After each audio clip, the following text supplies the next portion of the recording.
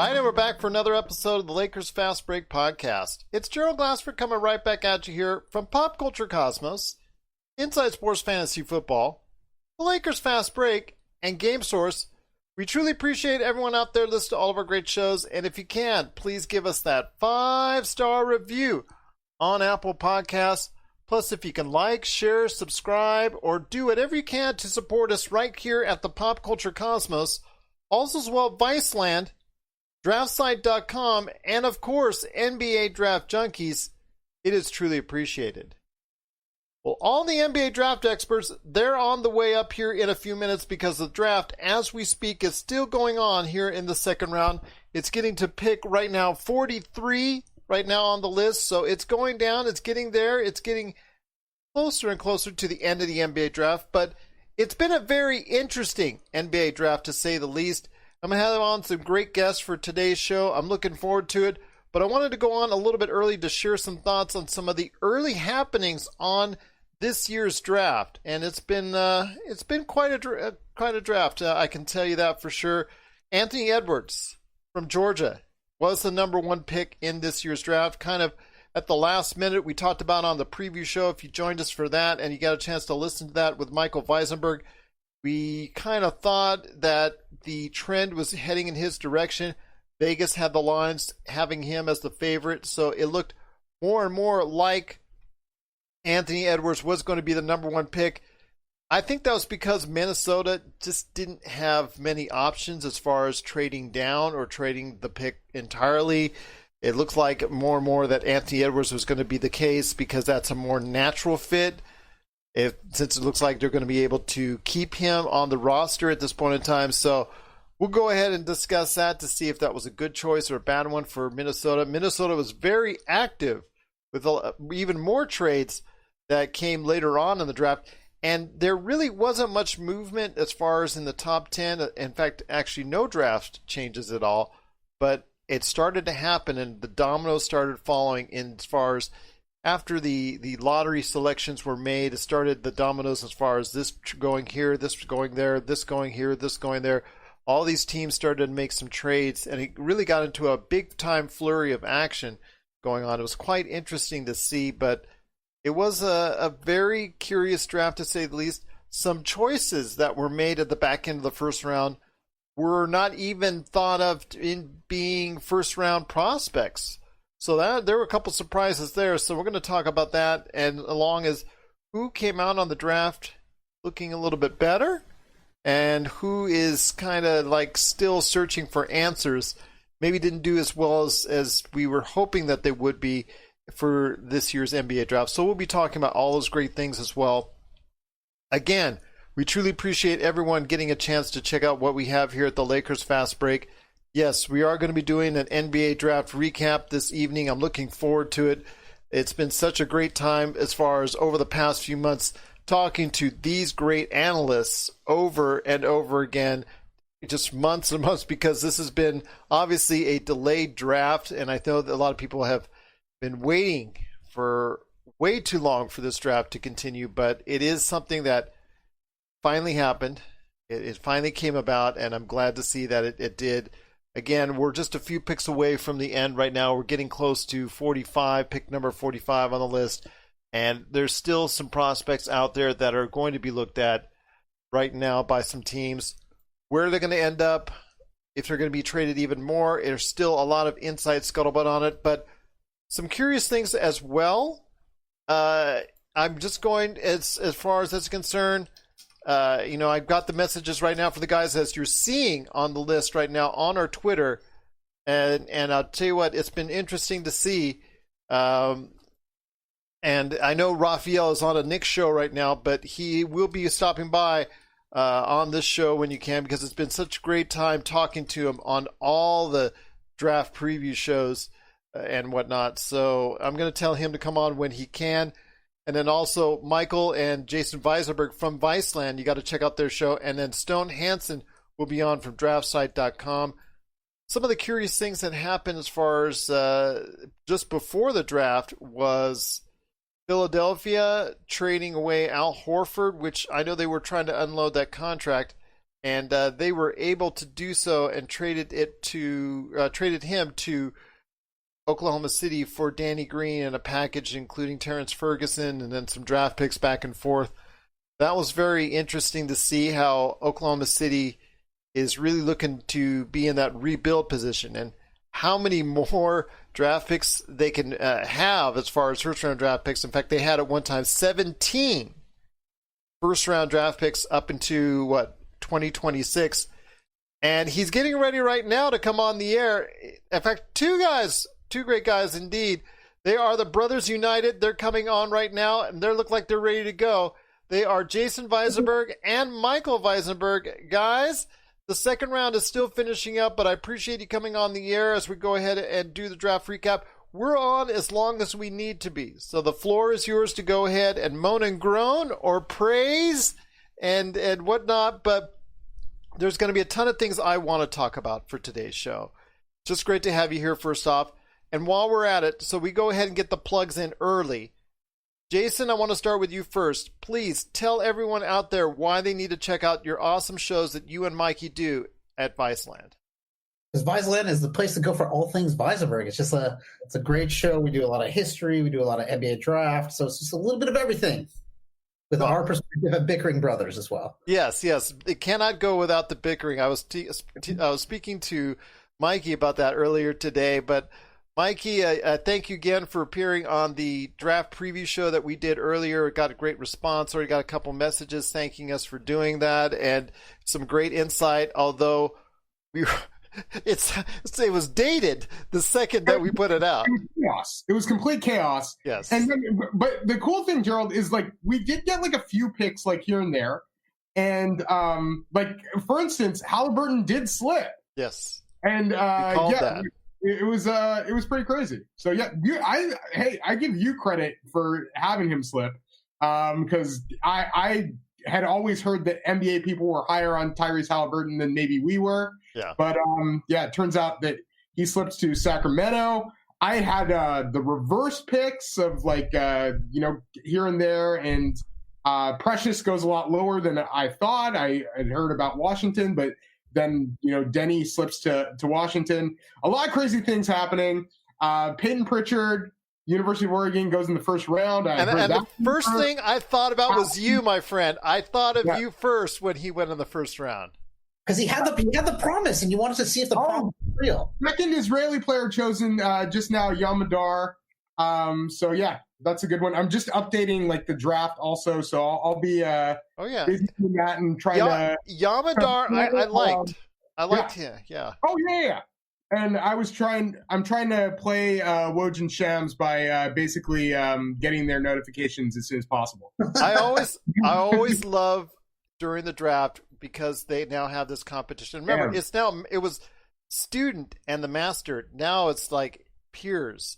And it's so funny because on Twitter, you go back and forth, and the first thing you look for is the comments like, oh, Shams got you first. Oh, Woj got you first. And they burn each other as far as on the Twitter. It's just so funny. Woj, like, they're both on, like, draft shows, too. Like, I don't really know how they do it. Yeah, how they can text and also... Obviously, like, their sources and they know every agent. And, automatically, like, just getting notifications. Like, they're getting notifications, like, bit by bit, but yeah, it's unreal, and it just them.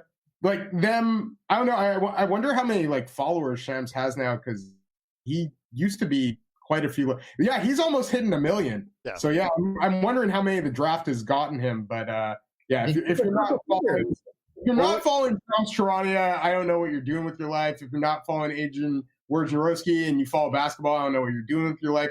They break all of the news. And they're trusted sources because they have trusted sources. So, yeah. Well, before we hit into the draft, let's go talk about some of the players that were involved in trades or incidents today, I should say. Because right as soon as you and I went off the air, Mikey, Golden State heard some really bad news. And Jason, I'll start with you this first. Klay Thompson, I guess in a workout, suffered a lower right leg injury.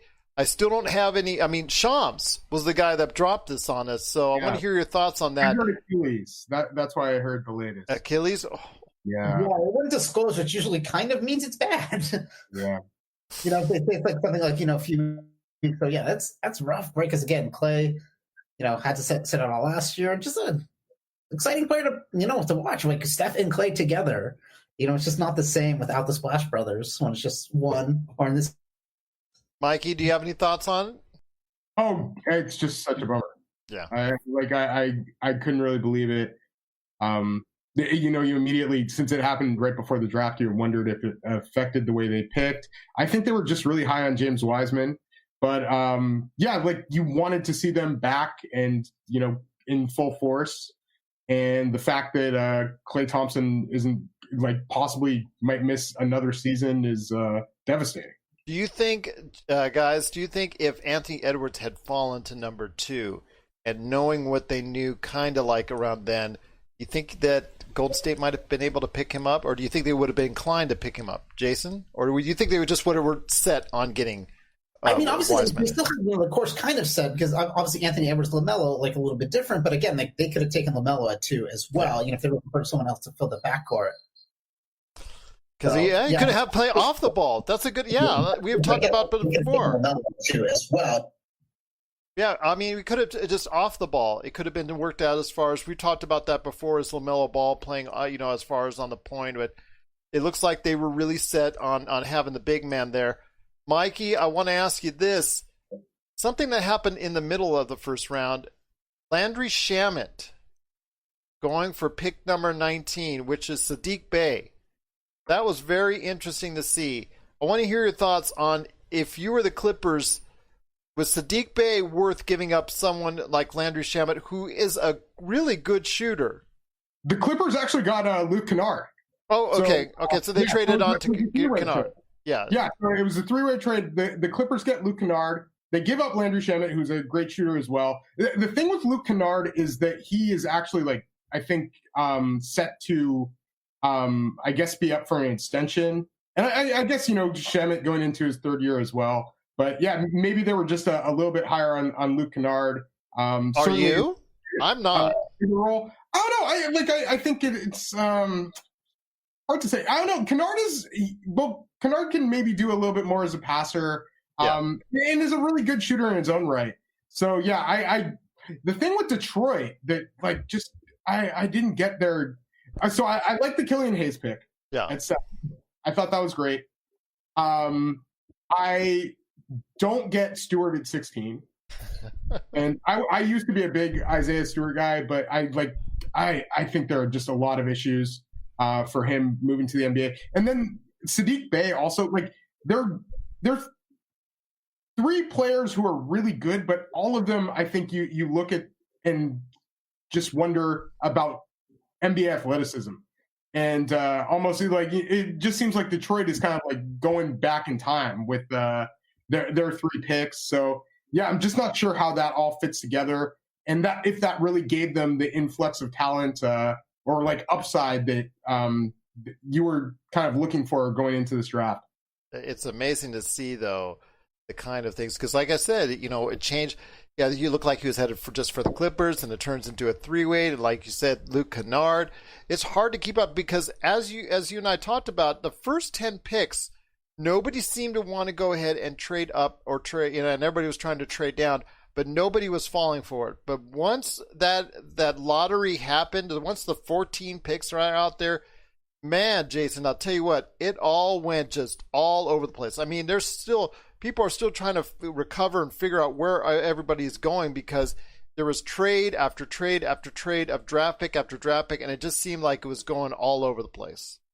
No, definitely a lot of, obviously, unlike years past too, it's we're drafting on behalf of the team, so the guys have all those hats to kind of choose from there. But yeah, I think I kind of so far like a lot of the trades. I mean, especially obviously as a Blazer fan, I love that the Blazers took Isaiah Stewart at 16 and don't have to have him on their team, and can get Robert Covington and that. So I think it's just.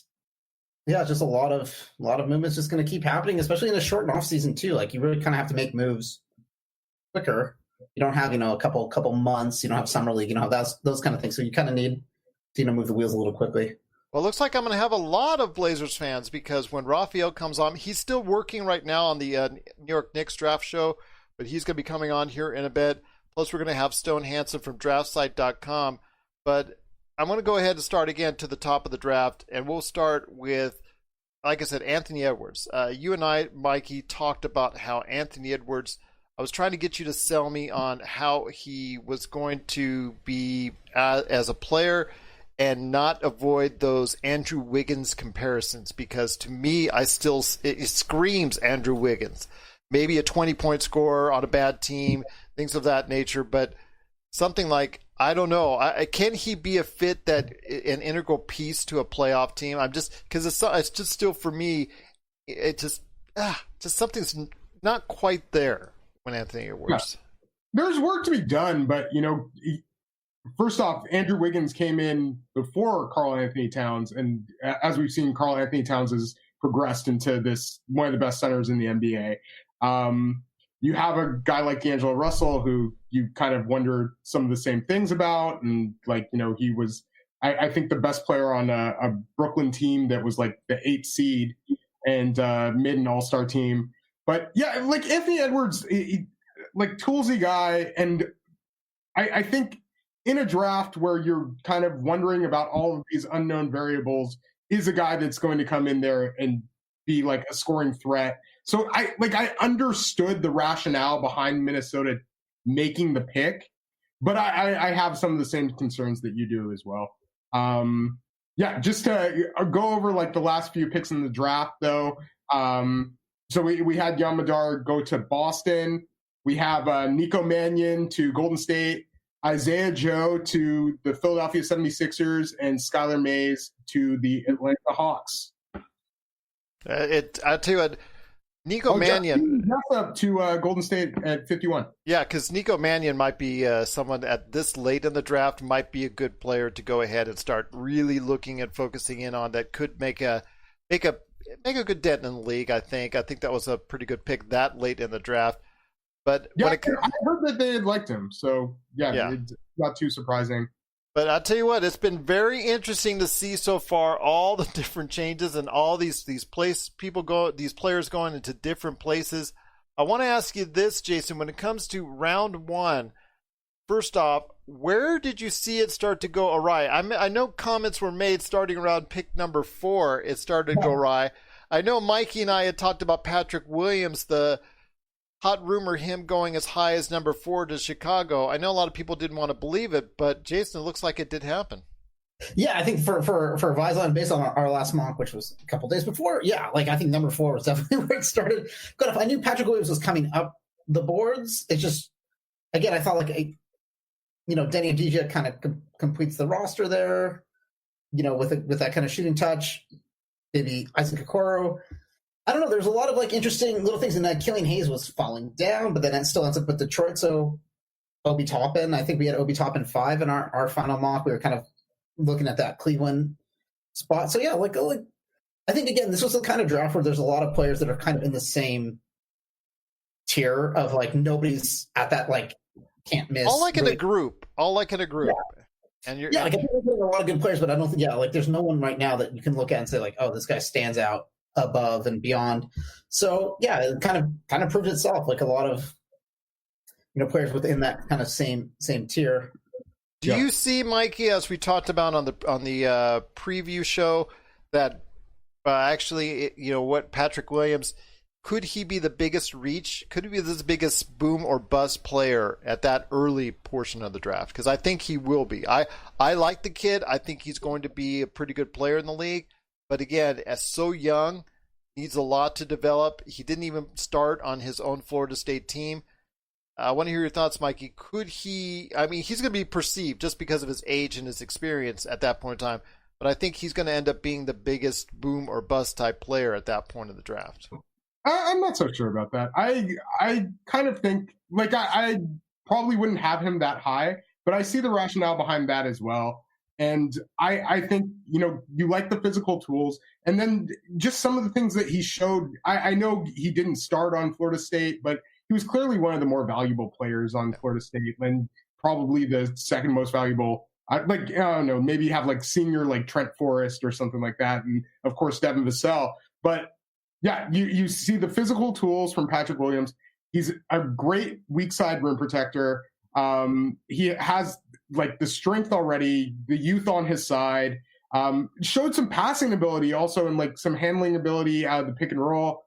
So yeah, like just that skill set and the fact that he could be, kind of like the combo forward, can play up at the 4 and then possibly have some perimeter skills to offer as well, and some switchability on defense. So yeah, like I see where they're going there.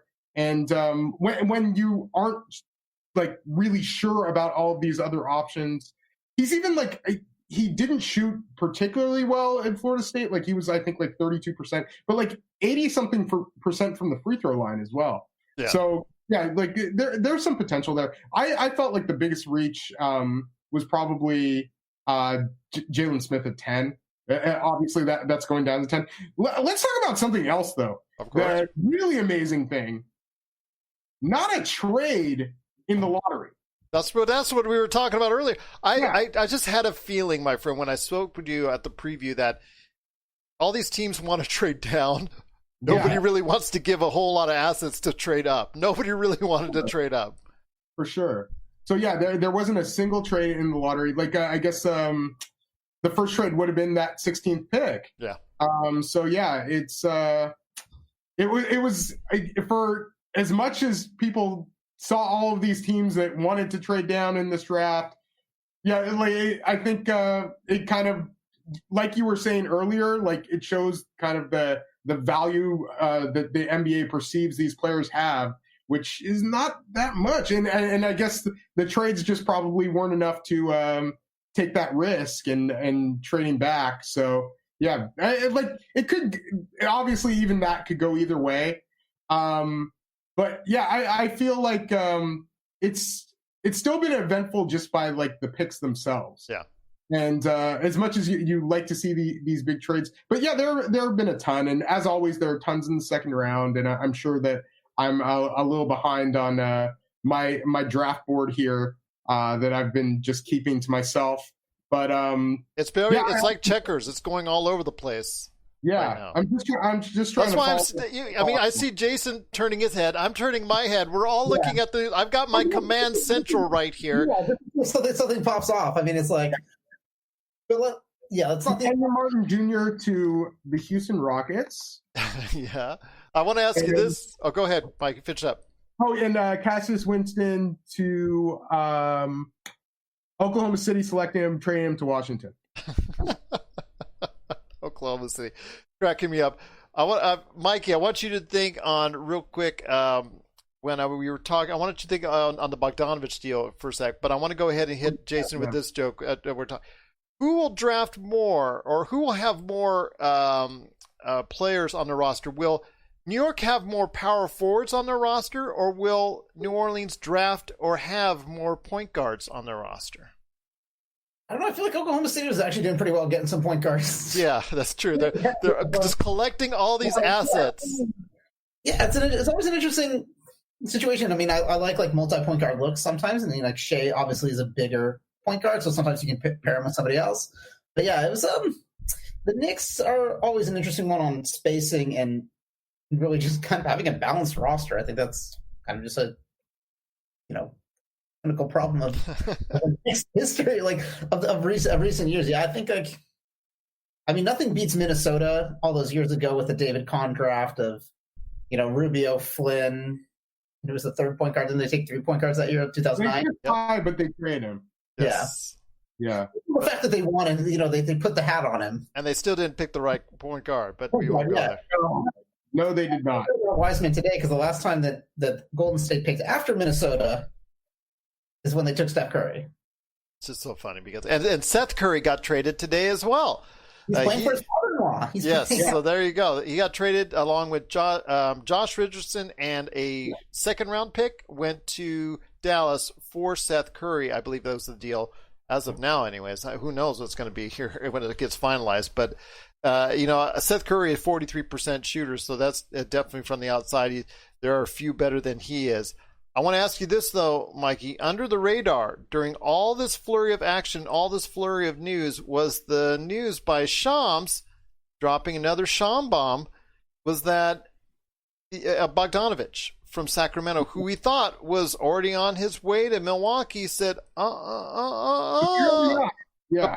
Apparently not. He's actually going to go ahead into restricted free agency. So that means he's looking for a bomb-type deal to go ahead and really balance out to the point where he might be trying to price Sacramento out of it. It basically was come down to, if Milwaukee wants to get still that trade, that sign-and trade, they're really going to have to up the ante. So my kudos is to Bogdanovich's agent, who actually probably coordinating all this, saying, well, wait a second, didn't you bother to ask us?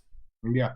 Well, yeah, that was big. And I remember people even saying, like, because free agency hasn't started yet, so they were just kind of wondering how that would work. So yeah, I understood the skepticism right off the bat, but it just, on paper, it looked like a pretty good, like, Sacramento gets a pretty good haul. Dante DiVincenzo was a pretty nice player for Milwaukee last year. So yeah, I thought that it seemed like legit, and then, you know, the guys who were reporting it seemed very legit. But yeah, I guess it just wasn't finalized, and they still, they either, the thing Bogdan is going to do is he's going to look for sign and trade options. So that's like another thing that he's going to do. So I wouldn't say like Milwaukee's completely off the table, but I think he could possibly be looking for maybe like better deals. And yeah, like, you know, why not see what's out there and see what you like just for yourself. As much as it, like, on paper, that team looked pretty nice because, you know, you have a shooter like Bogdan there, and he's not just a shooter. Like, he can do a little bit more than that. He's like a legit good player. Yeah. And, it just seemed like it fit really well with Milwaukee. But yeah, if he's into something else or into getting more money, I completely understand that. Jason, go ahead. Go for it.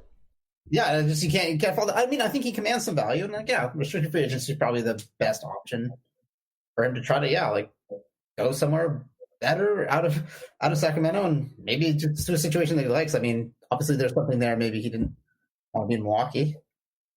One of the things that we that you mentioned real briefly, Mikey, and I'm going to send this to Jason, is at number 10, Jalen Smith going to Phoenix, shoring up what they think is possibly some needs in the the front court. And I wanted to ask you this because they now have Chris Paul in place, trying to go ahead and make a playoff push.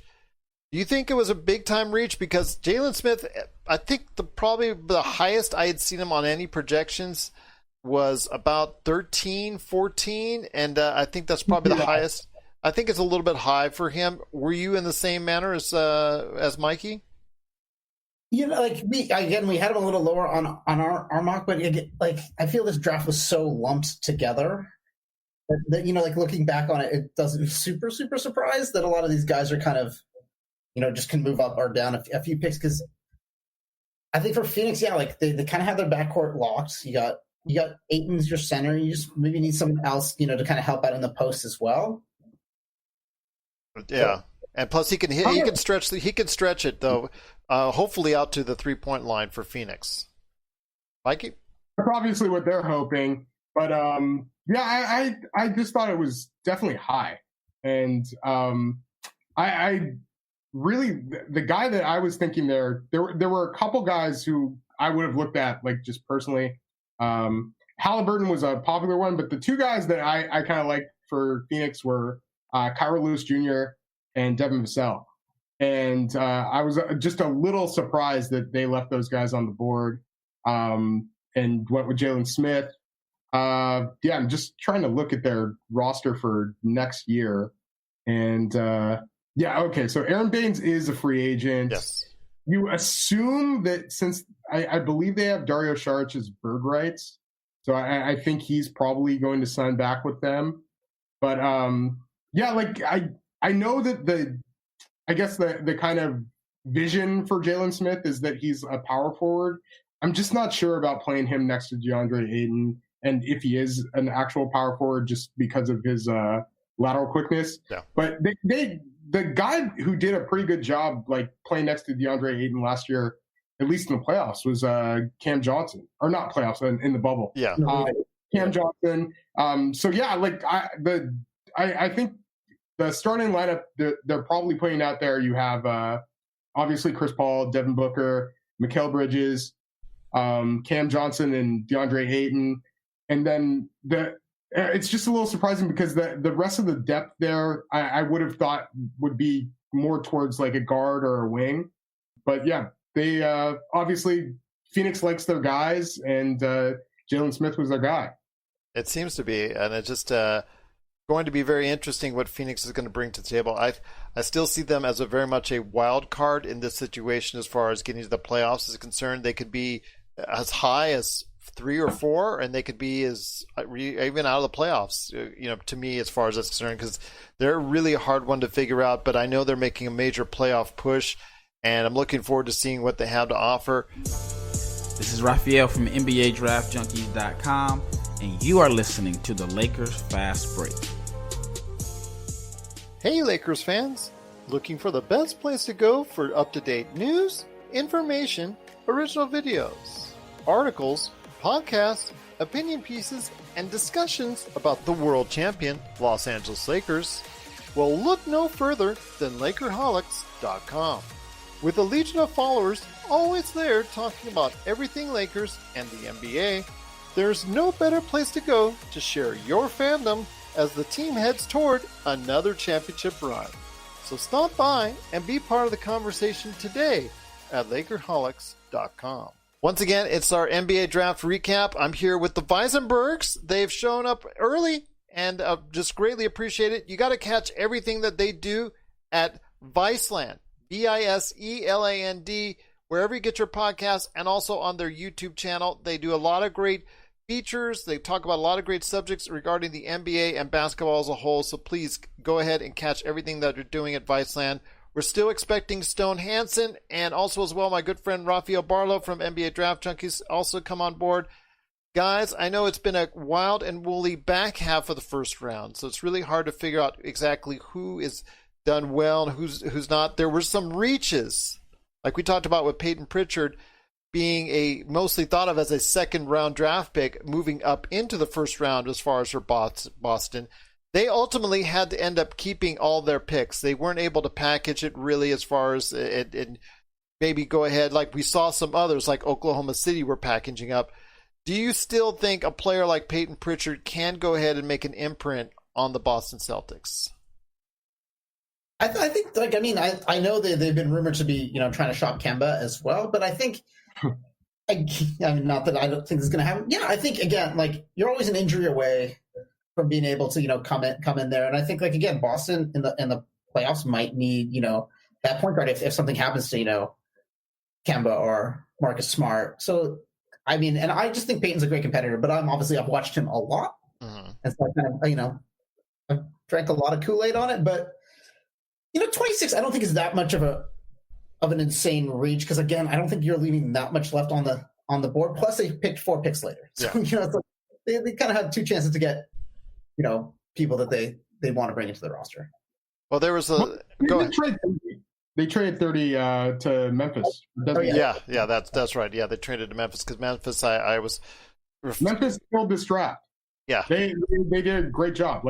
2 of the favorite, I think the 2 highest rated seniors amongst draft Twitter people were Desmond Bane and Xavier Tillman, both of whom were fantastic college players. Desmond Bane may be the best shooter in this draft, really good passer for a shooting guard.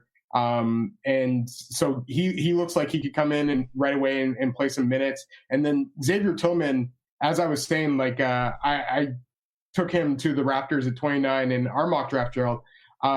He's been one of the best players in college basketball the last couple of years. Incredibly strong, great passer and feel for the game, and just will give you a lot of great minutes on defense as well. And playing him next to a guy like Jaren Jackson Jr., yes. First off, another Michigan State guy, the communication there is going to be fantastic. Always the great rub. I wanted to remark that only in the NBA draft can you have a Cassius drafted right after a Cassius. So the double Cassius right there for you. Yes. Yeah. So you had Winston to Washington, Stanley to Indiana. Yeah, It's finally off the board. Yeah, a lot lower than people were expecting. For sure. Yeah, very interesting so far to see. I want to ask you this on the actually first round, getting back to the first round, the middle picks right there between 10 and 20. We talked about the very interesting pick for Phoenix and Jalen Smith. Was there anything else that stuck out to you? Because I think maybe Saddiq Bey falling a little bit was probably one thing that kind of surprised me, because I thought he was actually rising up. Not my personal favorite per se, but I thought he was going to be somewhere around 13, 14, but he dropped only a little bit. Pokusevski is someone who I picked right around there, and I heard rumors that, like you did, Mike, as far as dropping it, that Oklahoma City was really interested in it. And I'll say this, I'll go with you, Mikey, on it. Pokusevski, I think, if you just put some weight on him, I think Oklahoma City is going to be really, or actually Minnesota. Minnesota is going to be really, really, really satisfied with what they got in Pokusevski. Totally. I think like the skill set is definitely there. It's just a matter of, can he put on that bulk to be able to maintain the NBA schedule, to maintain that physicality? Because again, you are a 7-foot player. You're going to need to, at some point match up with someone who's strong. It's just, you can't, be like a 7-foot, shooting guard. That just, isn't the way every matchup's going to work for you. I see him as having, again, I was telling Mikey this, and you heard it on the NBA preview show. I've been touting him for months. I think he has top 10 talent. He just has the thinnest rail body, and as I said, he's like the Captain America movie, like the character said, and when that guy has to have a sandwich. Get that guy a sandwich. I'm telling you, get that guy more than one sandwich. Send him to Las Vegas, and well, actually the buffets are closed, so you can't really do that right now. But yes, but Mikey, I wanted to ask you this. Speaking of right there in the teens, was there anything that really stuck out to you in the teens of the first round? Isaiah Stewart, I know, is creating a lot of conversation on that. I know you briefly mentioned him earlier. You got a chance to take a look at Isaiah Stewart play in Washington quite a bit. Your thoughts on him going a little bit higher than expected at number 16? Isaiah Stewart is a guy who, every time I've seen him, he has production, but you just kind of wonder about the translation to the NBA. And then also this year at Washington, they were just like losing tons of basketball games.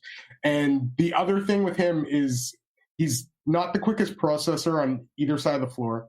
And then the leaping ability is a concern. Like, it's legitimately a concern. He just has a hard time getting off the floor. Yeah, it's below the rim player. Yeah, he's a very below the rim guy. He is expected to shoot, hasn't really shot that much. You just kind of wonder. So I think part of it was how post heavy he was at Washington. So maybe teams see that and think oh, that's not what he's going to be. But it was just kind of too bad that he kind of had to be that. But he showed some shooting flashes. I was just really surprised that Detroit decided to go that way at 16, and I think that they could have gotten him lower. The rumor was that the NBA people were always a lot higher than on Isaiah Stewart than the draft Twitter people, and that turned out to be true. Yeah, they did turn out to be true. As far as Pokusevski, he is going to Oklahoma City. Yes. Oh, yes. Yeah. Like I said, Oklahoma City really had. Oh, he is. Oh, yeah. From Minnesota to Oklahoma City. Yeah. Okay. So there you go. Again, ping, ping, ping, ping, ping, all over the place. These guys are in the back half of the first round. They're going all over the place. So ultimately, it was Oklahoma City getting. I thought it was Minnesota. I could have sworn it was Minnesota, but if you say Oklahoma City... The Rubio trade. Yeah, the Rubio trade, that's right, because Rubio and some picks. So he does end up going to Oklahoma City, and you and I had spoken about Pokusevski being a favorite of Oklahoma City. So with all the draft picks that they're having up until 2026, at one point, 17 first-round draft picks to 2026. That is just mind-boggling that they're having. They're now going to be able to start reaping some of the rewards of those first-round picks, and hopefully we'll see that with Pokusevski. I think that's a great pickup for Oklahoma City. I look forward to seeing him develop there. But I wanted to ask you this, Jason. I wanted to ask you, Cole Anthony, who had been at this time last year one of the most favored individuals in the draft, one of the top picks, people thinking that he might go as high as number 1 at one time before he stepped on the floor at North Carolina, did not have the kind of season at North Carolina I think a lot of people were expecting, and he dropped all the way down. And I know Mikey and I talked about it. I think we drafted him somewhere in the mid-20s, I think, as far as in our final mock draft earlier today. But he rose up to I think Orlando at number 15. So I want to hear your thoughts on Cole Anthony going to Orlando at number 15. Yeah, again, like whenever I see someone who was at a point, super high in the draft, it's like obviously there's something there. Yeah, there was good reasoning for it. So I think he, legacy into the NBA, and I think he's going to come in and work. I think he's a great scorer, and I think that's what's going to get him on the court. So maybe he finds that off the bench scoring role, a little bit at first. But yeah, I think he was all over the boards. But again, maybe hopefully in workouts, I mean, he was proving what he had kind of laid out earlier, in high school AAU.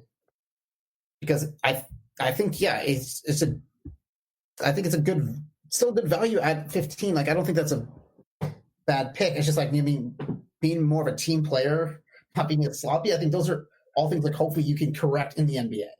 Well, probably spending some time in the G League and just kind of learning how to be a better team player. But I think the scoring is what's going to get him onto the court immediately.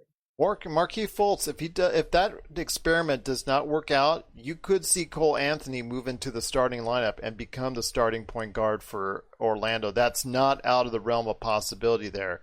But the individual that many people like myself had Orlando going for was R.J. Hampton.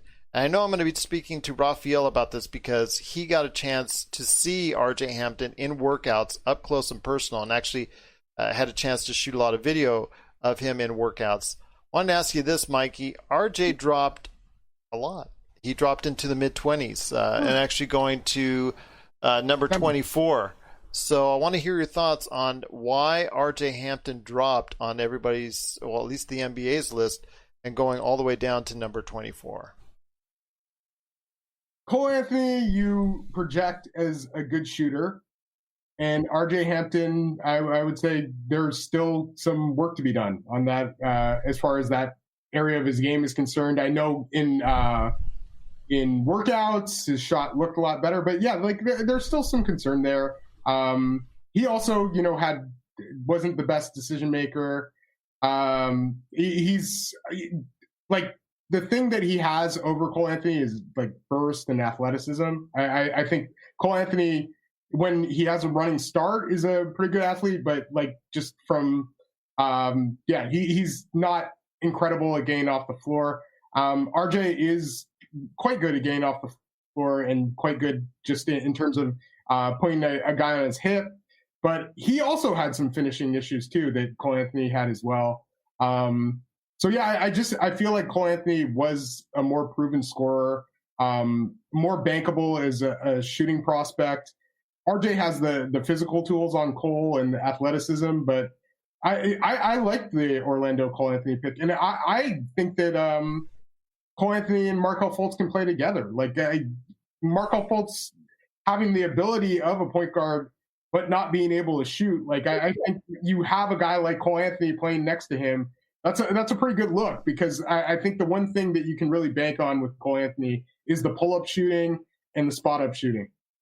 It's so funny because I'm seeing Sham saying that Victor Oladipo on Twitter was welcoming Cassius Stanley to Indiana.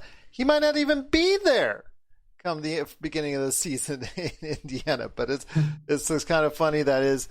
I wanted to ask you this, Jason. And Stone, he's here. The legend himself, Stone Hansen from DraftSite.com. Welcome. Hey, how's it going? All What's right.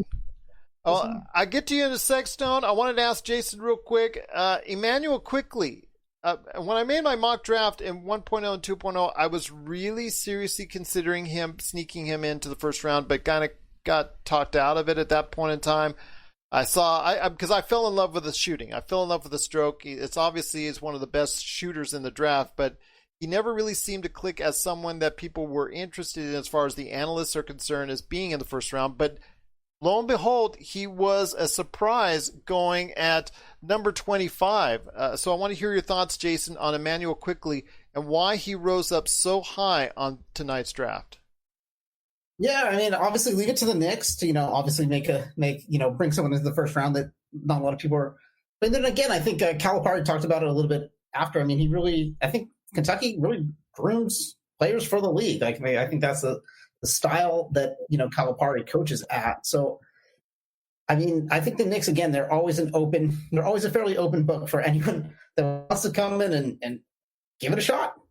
There you go. And actually, the man himself finished with New York, coming right here to Las Vegas with us right here. It is Rafael Barlowe, Stone Hansen from DraftSite.com, and Rafael Barlowe from NBA Draft Junkies joining us.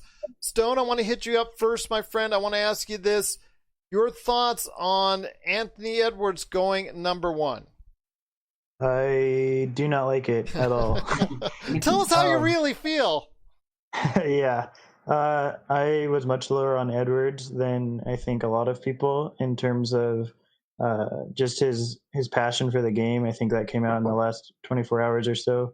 I think his defense is a huge problem for many people. He saw at Georgia many times this year that he would, play isolation ball, get his point, and then stroll back to the other end of the court and not really care a whole lot on defense.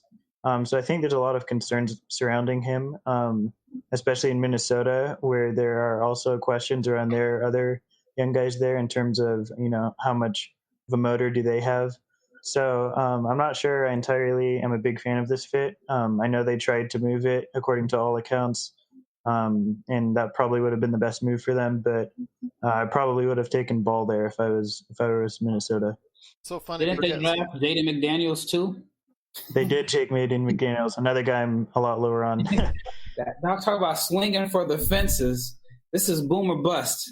I've seen that a lot here, and we've talked about that already as far as a lot of boomer bust going on. Rafael, my friend, I wanted to ask you, so Anthony Edwards, your thoughts on the top 3? I mean, Stone has it. I think most of us here are in agreement that if we were choosing for number 1, would have chosen LaMelo. I think he would have been a better choice, I think, for that.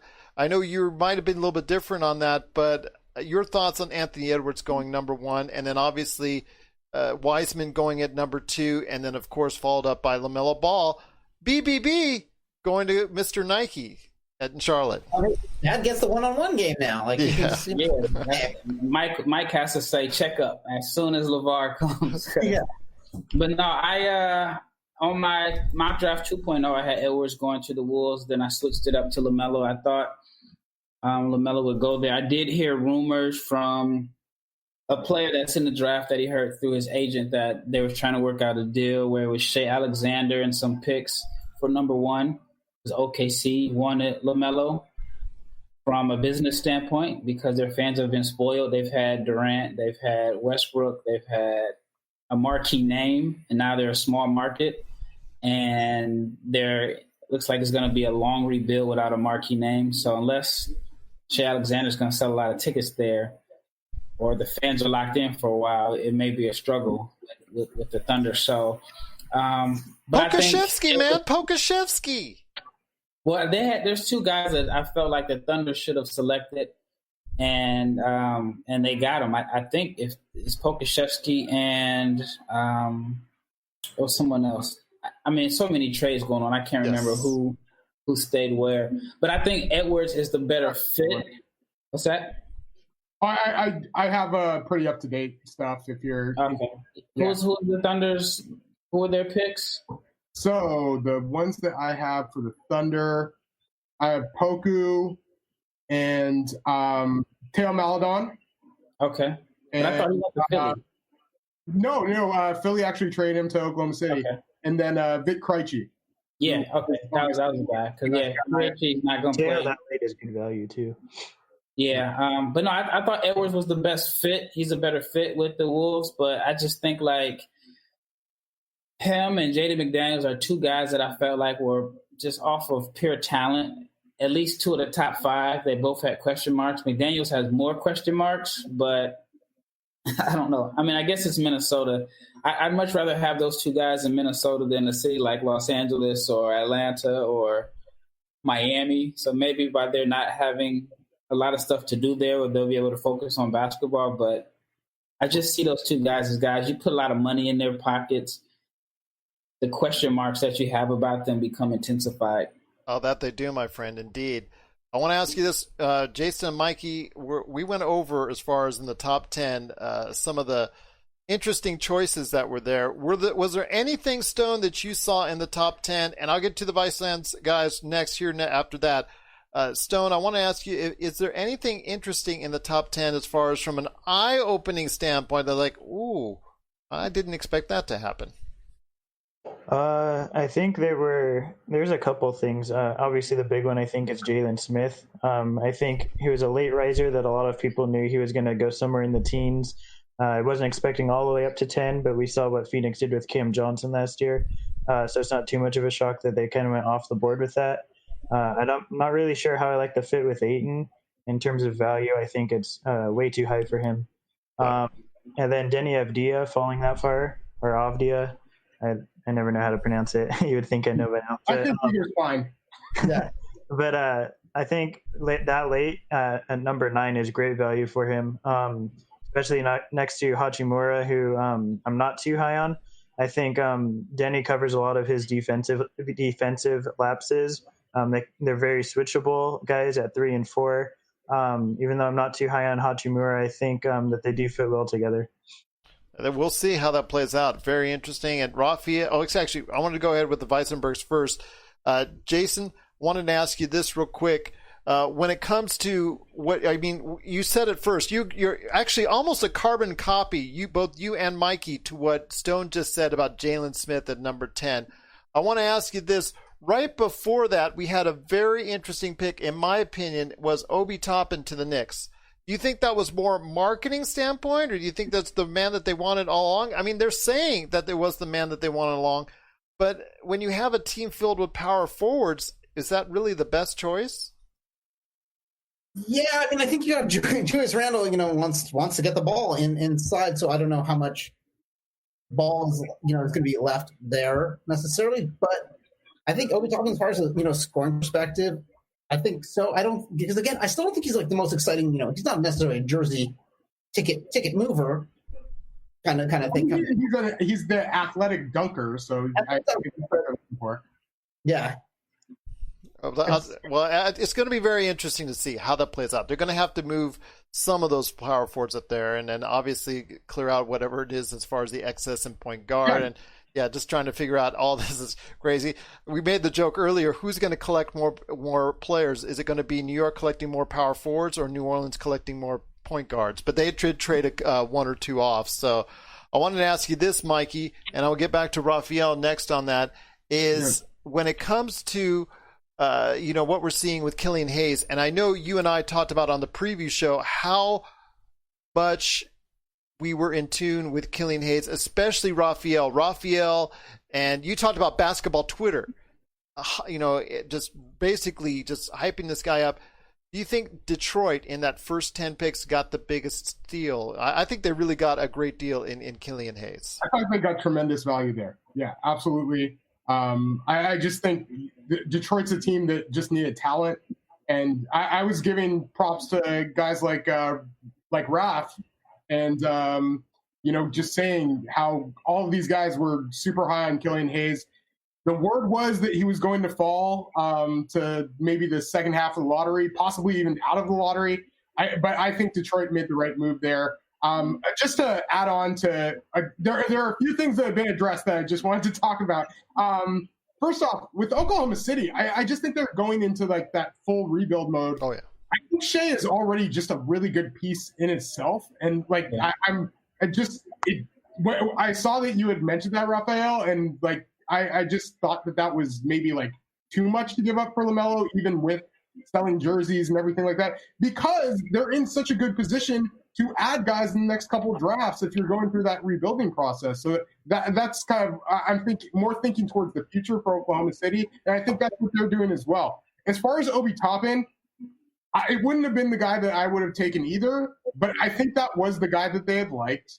It seems like everything with New York seems to be about like agents and like, connections.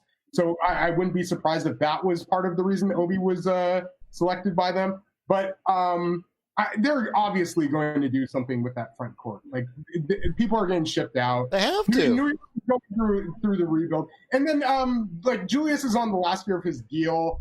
Like they signed all those guys to short-term deals, so I think they're going to do a lot of like reconstruction on that roster. And I have a feeling Obi's going to get a chance to play right away, just with all the moves that New York I feel is likely to make. You can't have 7 odd-fitting power forwards, 7 odd-fitting point guards, and Mitchell Robinson saying, what's going on here? So that's kind of... If you want to play him at small forward, that's a giant mistake. Julius has been playing point guard in all the pickup games here in Dallas. Oh, my gosh. But isn't that what Julius usually does? Yeah. Exactly.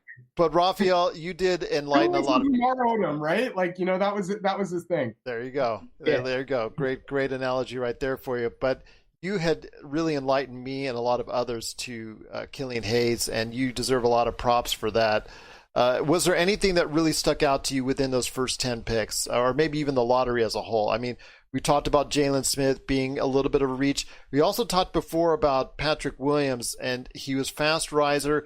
I know for me, originally he was like in that 7-8 range. He did go a little bit higher ultimately than what we expected, even though today on the preview show I picked him 4th. I think that was only because I heard that much buzz. Is he going to be a reach? We're not sure, but your thoughts on the lottery picks, was there anything that really stood out to you? Yeah, Patrick Williams stood out to me.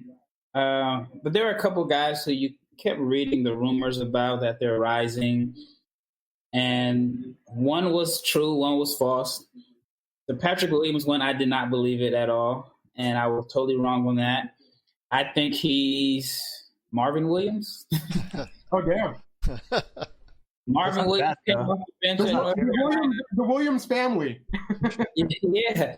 And Marvin Williams could have played 20 years if he wanted to as a rotation. He had a long career. Yeah, he had a long career. Just being your Marvin Williams is not a slight at all, in my opinion. Yeah.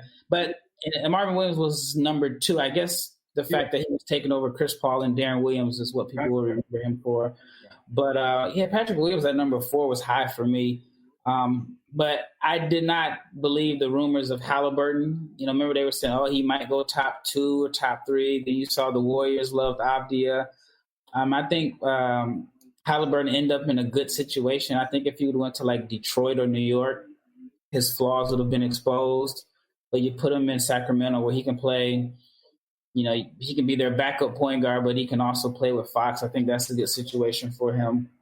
Toppin, I knew that was going to happen. That was kind of like the prediction I had on my second mock draft. But I thought that Cleveland was going to take him and bait New York into giving up something because everybody knew that New York was going to take him. I mean, Leon Rose's son is like one of his agents. And with the Knicks picks, I mean, they had 2 picks, Emmanuel Quickley and Obi Toppin, Kentucky, CAA. They're keeping it in the family there. Jalen Smith was a shocker. I thought I had him higher than anybody else, but I had him going to New Orleans just based off of fit. Phoenix, very interesting. I mean, I guess they drafted a backup big man in the lottery. You don't think he could play with DeAndre Ayton on the same time? I mean, I don't think you could close with both of them together. I think that, teams go small in late games anyway. So, and I think if you play both of them together, they both might want to shoot jump shots as opposed to scoring around the basket. So, Stone, I want to ask you this. Cleveland and Atlanta had the most obvious picks, I think, of the 10 in having Okoro going to Cleveland and then Okongwu going to Atlanta.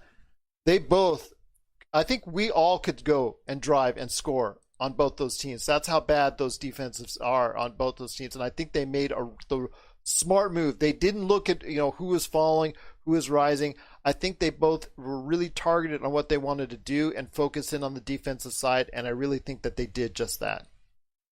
Yeah, I think just to touch, I'll get to that in just a second as well, but just to touch on a couple other things to backtrack real quick. I do think Obi Toppin was the next guy all along. I think we had heard rumors that they wanted to move up even to draft him, but thankfully they didn't have to do that.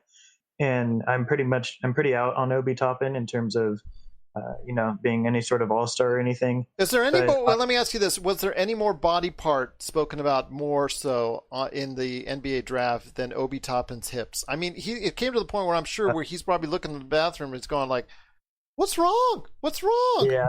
I mean, maybe Jalen Smith's shoulders, but that's about it. Yeah. Yeah. So, and then also, I think completely. Oh yeah, the Thunder drafting Pokashevsky. That is a huge gamble and a very good one, I think, for them. Someone who they could build around with, and big. They don't really have a lot of power forwards or wings or whatever you want to call them at the moment, and I think that's a gamble really worth taking for them. I don't think he is not a now. Let me put it to everybody. He is not. He's going to go ahead and start rolling in 2020. I think someone who you look at could be a really star player by 2022, 2023. I think he could really stand out. He has to build his body up first. Let's put that in perspective right there. Yeah, for sure. He's going to be a little bit of a project.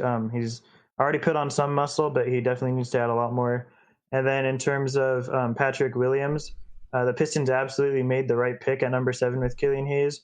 But I think they did luck out a little bit because if Patrick Williams hadn't gone that high, I think he would have been their pick for the Pistons. And Killian Hayes, I think you would have seen that drop that Mikey was talking about. And then in terms of the Cavaliers and the Hawks, I think the Cavaliers definitely made the right decision. Not the decision I thought they were going to go with, but it was definitely the right one. And the Hawks, I'm surprised they did not move their pick. We had heard a lot of rumors going up into the draft that they were receiving a lot of offers for it. And with the big men they currently have, John Collins and Clint Capella, I would have thought that they would have moved the pick because Okongwu was by far the guy I would have taken at number 6 in terms of value. But I'm not entirely sure how he fits with those other two guys, so I'm interested to see how that works. As am I, my friend, as am I. We're signaling the ref for a quick timeout, but we'll be back with more of the Lakers Fast Break podcast. Check out what's been going on with the Pop Culture Cosmos Show and the PCC Multiverse. That is by far my favorite because it's also character driven and the stakes are high and there's much more of a mystery and intrigue to it. A game like Wolfenstein, which people are saying are one of the most socially important video games of the past 10 years. Catch our shows on radio worldwide 7 days a week or at any time on Podbean, Spotify, Apple Podcasts, or on over 30 more podcast outlets. I made the joke earlier about New Orleans collecting all the point guards in the world, and while they actually did trade one off, whatnot, one they did keep is Kira Lewis Jr. I wanted to ask you this, Mikey. Kira Lewis Jr., he's been well thought of. Actually, he's been rising up draft boards ever since we started talking to you guys. He went from somebody in the 20s who's really gone up and obviously ended up as number 13. I wanted to ask you this, Mikey. Is it maybe a little bit too much of a reach there for New Orleans? Because he should be there. That's right where he was picked. But to be, playing for that team right now, it looks like Kira Lewis may be at best, once they clear out this whole point guard situation, might be a backup point guard. Is it too early at 13 to be picking what essentially could be? And I'm hoping I'm wrong because I like the kid a lot. Could be a backup guard at number 13. I guess like with so many of these players though, it's just situation, and he might be a backup like to start things off. But I think eventually he can become a starting point guard. I thought it was a really good pick, and he was somebody that I thought they might choose before they decided to trade for Bledsoe and George Hill. I have a feeling that at least one of those guys is going somewhere else. And then as far as if you're qualifying like Lonzo as a point guard and so many of their other guys, it just seems like they're kind of multi-positional. Yeah. And like, if anything, I feel like New Orleans is just going to have a guy like Zion, or even like, move the ball through like Brandon Ingram at times. But obviously Zion is the guy that you hope to move it through. And, any guards you're kind of playing besides him, you just want some speed, you want some shooting. And I think that's ultimately what Kyra Lewis Jr. could possibly provide. So, I thought that was absolutely in his range, and I actually thought it was a good pick. I knew it was in his range. I'm just saying where the fit comes into, because he's not going to be able to give in 25, 30 minutes a game to go ahead and develop right off the bat. Let's say he was on a losing team or something like that. He's going to be a little bit of a log jam right there. Plus, with all the players that they have already, they do need, like you said, to clear out some space. Jason, I want to ask you this. Just to go for it, please. Very few 13th picks would be able to come in and play like 25 minutes. So, yeah, I'm not very surprised there. Okay, well, fair enough. No, actually, that's a good point as well. I wanted to ask you this on Precious Achiuwa, who's been all over the map, and I've even actually seen Stone ping-ponging him all over the place as far as in his draftsite.com draft reports. He went from middle of first round, higher in the first round on some people's drafts. I know you had him on the edge of the second round, I think, at some point, Stone. Was that correct? Oh, yeah. I've had him, I think the highest I had him was like 14th, and I think the lowest I've had him was like 36. Yeah. So he's been everywhere in between. Exactly. Yeah. So I want to hear your thoughts, Jason. He went to Miami, and I was thinking that they were going to shore up the guards because they were going to possibly lose not one but two guards. It's interesting that they chose Achiuwa, but obviously he brings a nice defensive mindset to their already defensive-minded team. No, totally, and I think that's just where the fit is. I think, at the end of the day, you could, going against the Lakers, Anthony Davis. I mean, you can't have enough defensive big guys to try to match up. But yeah, he's someone that's definitely, to Stone's point too, is like been all over the board. Because I think our first mock, I don't think we had him in our first round, and then we kind of had him in the lower 20s and kind of moved him up. But we ended up at 17 in our last mock. But again, I think it's just feel for the game, feel for the game, controlling, handling the ball, not turning it over, and not, I think a lot of guys get infatuated with their shot and try to settle for a lot of shots that they're probably not the best at. So I think, again, improving that shot selection and those kind of things, because Jimmy doesn't like to lose, and that's what I respect about Jimmy a lot. Is I think they might have cast him out in Minnesota and Philadelphia and all these, because he wanted to win. He was the one that was in the in the right there. So I think again, to back up or kind of spell Bam in certain situations, or especially if Bam gets hurt, which is just having a big body that can come out, and I think you can never kind of have enough of that, and especially later in the first round, I think that's totally fine to kind of have that pick of that kind of player. There you go. One of the things I wanted to ask, back to Rafael, I'm going to ask you real quick on someone you're familiar with, R.J. Hampton, but I wanted to get to Stone first. One of the things I wanted to ask you was Tyrese Maxey for you, Stone. We're not quite sure where he falls as far as point guard-ish, shooting guard-ish, and we that slot for Philadelphia had been talked about. If Philadelphia keeps that pick, they had talked about going and getting someone that could fill out that and help that point guard need, maybe, or at least a better shooter per se for point guard. And we talked about earlier on the show Seth Curry providing some of that shooting that Philadelphia just got. What do you think about Tyrese Maxey going at that slot at number 21, if I'm not mistaken? I think it was one of the biggest, if not the biggest, steal of the draft, actually. Maxey going that far down, I think, was a real steal. I think I had him in 12th on my board, but just in terms of the fit, I know they got Danny Green now. They have Terrence Ferguson. They have a lot of wing players now, Seth Curry. But Maxey is a strong perimeter defender, so he kind of replaces Richardson in terms of that role. He'll take on a lot of the strong scoring guards of opponents. And then I think there's a lot of room for him in terms of guard help. I think we saw a lot of the time the Sixers, much like the Lakers, where Simmons took on a lot of ball handling duties. And there's some problems in terms of having other guys take the pressure off of him. So that Simmons doesn't have to constantly be the guy making plays every single possession. I think Maxey relieves him of that a little bit throughout the season. Maxey is a guy who I think a lot of people look at the shooting numbers that he had at Kentucky and just base his shooting trajectory off of that. And I don't think that's entirely fair because he was a very strong shooter before landing at Kentucky. And I'm pretty confident in the fact that he will continue on that trajectory pre-Kentucky in the NBA. One of the things I want to ask you again, Rafael, was RJ, who you got a chance to go ahead and check out quite a bit and covered a lot of footage, and that's all available. If anybody out there, and I want to go ahead and say, if you out there want to know more about what your favorite team picked as far as a player is concerned, you want to look at profiles, the best place to go for all these player profiles is NBA Draft Junkies on YouTube. There are dozens and dozens. And by the way, did I mention dozens of player profiles that are right there for you at NBA Draft Junkies on YouTube? And one of them is on RJ Hampton. Actually, more than one, actually. I had my choice when I was going and throwing it on my mock draft. Wanted to ask you this. RJ Hampton, he was, I think, of that group in the teens that it was expected, he dropped the most from what I was able to see.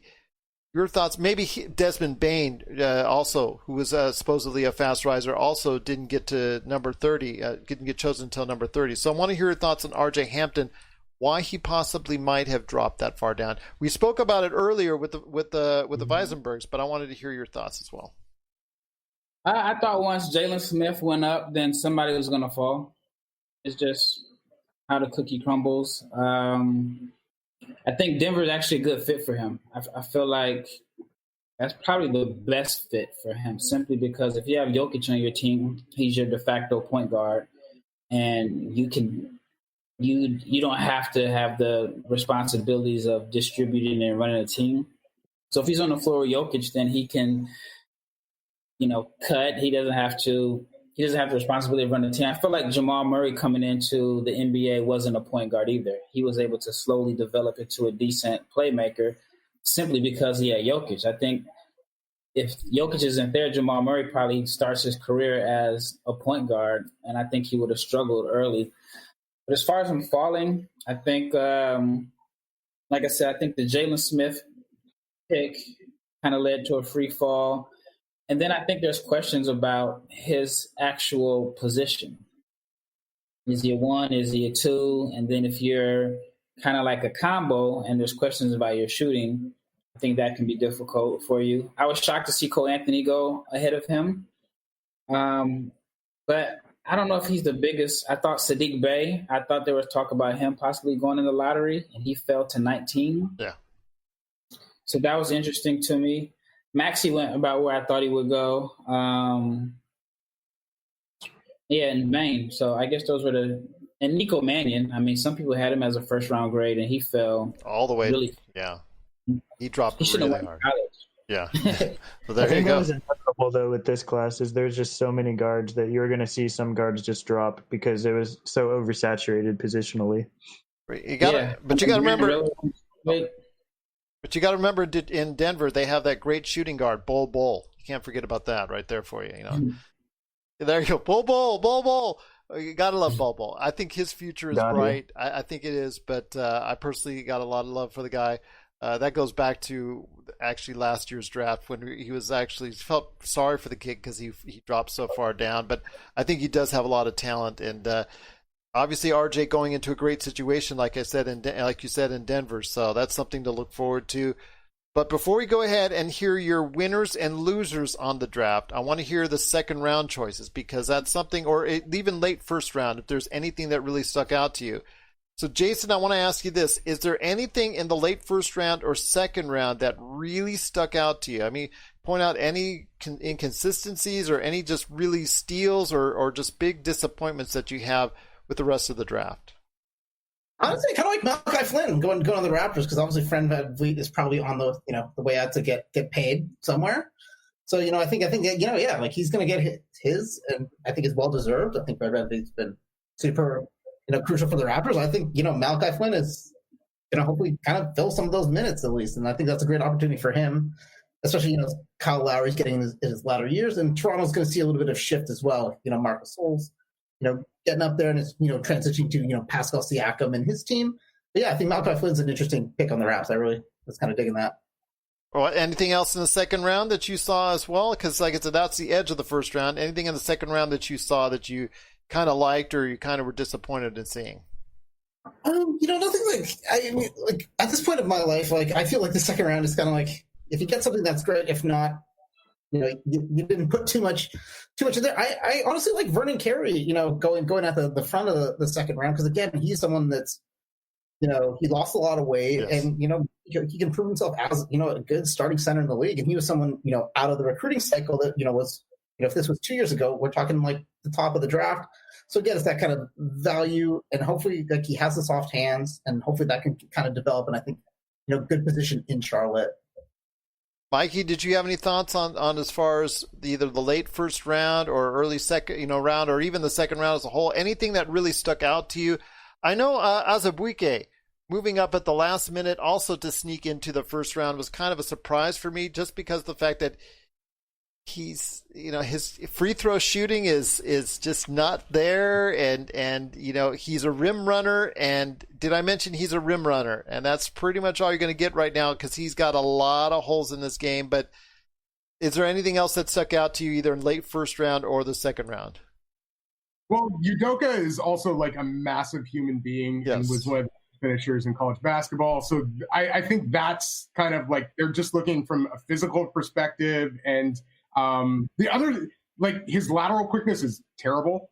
And obviously like the shooting is not something you're ever going to bank on, but he is a really good vertical athlete, like surprisingly good. The combine numbers were a complete lie, and they like added like 3.5, 4 inches to his vertical because he botched his standing reach. But I wasn't too surprised that he went there.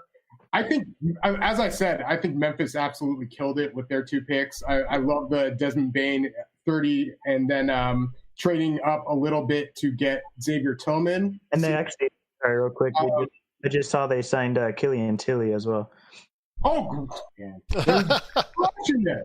They're crushing it. I saw Chicago signed Devin Dotson, and it was kind of surprising that he went undrafted.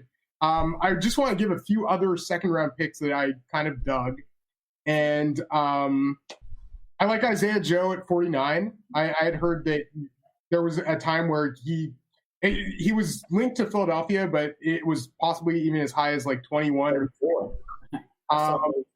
And then I like Cassius Winston to Washington. I just think that's a nice move. I know that was always somebody that Rafael was pretty high on at the end of the first round, and just obviously one of the most established shooters in the draft as well. Brent Riller to Charlotte at 56, I think is an absolute steal, and I wouldn't be surprised at all if he eventually gets some rotation minutes there and is a nice scoring threat off of the bench.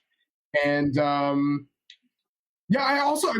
even like Paul Reed to Philadelphia.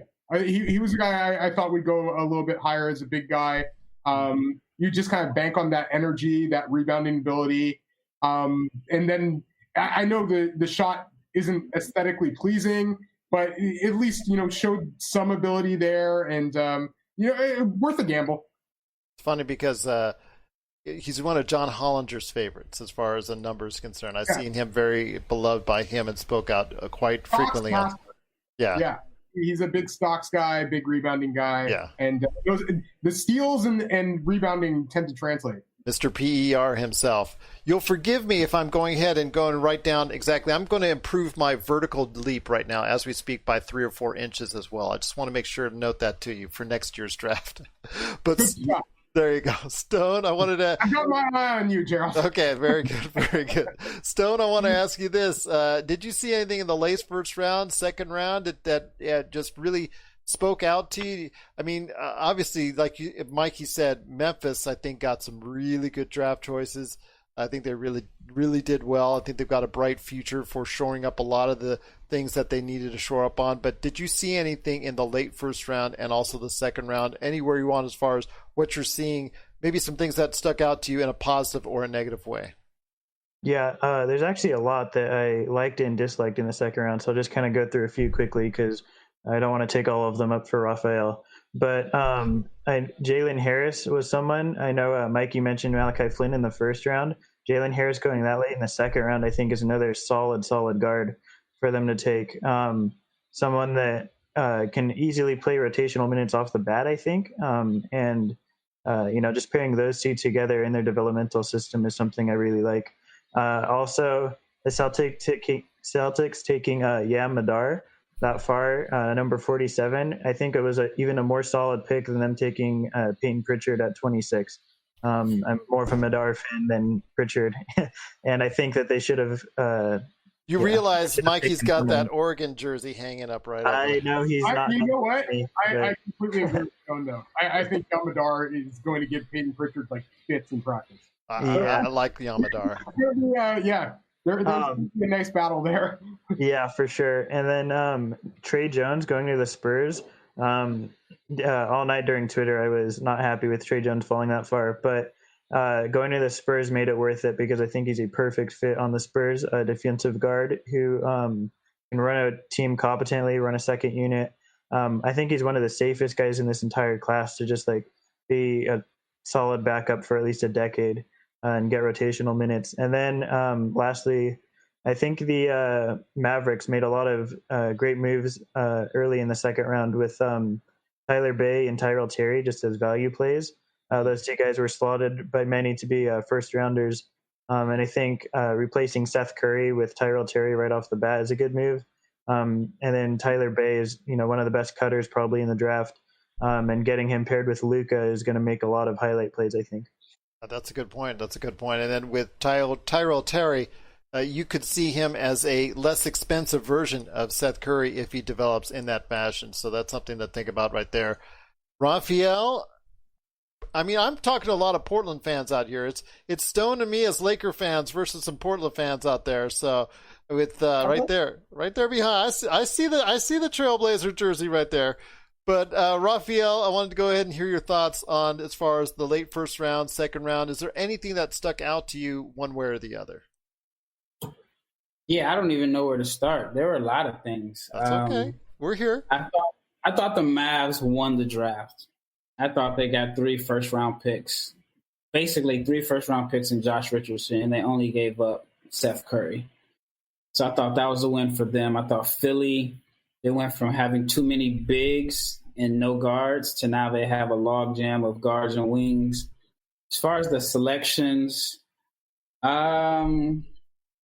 let's see, where do we start? Paul Reed falling that far, that was a shocker to me. I had Vernon Carey going right where he went at 32. I'm still just trying to catch up on all the trades. It's figuring out who landed where. But I thought Oturu, he's going to end up in LA, right, with the Clippers? Yeah, Clippers. So I think that's a good pick because they needed some size there. Grizzlies had a good draft. Oh, Saban Lee going at number 38 to the Pistons. That was probably the biggest shocker to me in the second round as far as guys being drafted. I knew that Troy Weaver was going to take some hyper-athletic guard. So at one point I thought he was going to look at R.J. Hampton at number 7 because there's the rumors that, well, that's what he likes. And then he was around when Westbrook was drafted. And so he went with the safer pick at point guard and Killian Hayes, but Saban Lee is going to be his project that I think he's going to look to mold. And Saban Lee is a freak athlete. So I thought that was probably the biggest shocker because I didn't see him on a lot of mock drafts getting drafted at all. For him to go to 38, I thought he was the biggest riser. Well, and you saw they just shipped out Bruce Brown too, so I think he kind of replaces Brown in terms of that backup role. Yeah. And hopefully that will work out because Detroit needs a lot of help. They need a lot of help. I thought they had a good draft. I thought they had a really good draft. Yeah, they took a step in the right direction for sure. Yep. So you heard Rafael's pick for as far as the best in the draft, as far as who picked the best. We'll get back to Rafael on his worst as far as, or I wouldn't say worst, the most questionable or head-scratching per se.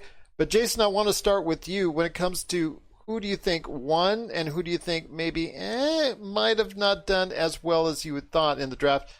Whatever teams you want to go with, as many teams as you want to select. Yeah, I mean, I think winners. I mean, you can even. I think Golden State, addressed some getting Wiseman, getting a center, and I think good value out of Nico Mannion in the second round. I think especially if Clay is out, I think that could be an interesting dynamic in the backcourt of having two people that can kind of push the ball, push the tempo. It's really tough to say. Like, I think a lot of teams did as expected. I would say as far as like winning, I think some of the teams that stayed out of the draft. Honestly, I think Portland. Getting Isaiah Stewart at 16 and getting it for Rodney Covington, someone that can come in and play immediately. I think the Lakers, honestly, moving out, getting Schroeder, someone that can kind of help them right now. I think those are moves that kind of show up pretty well to me.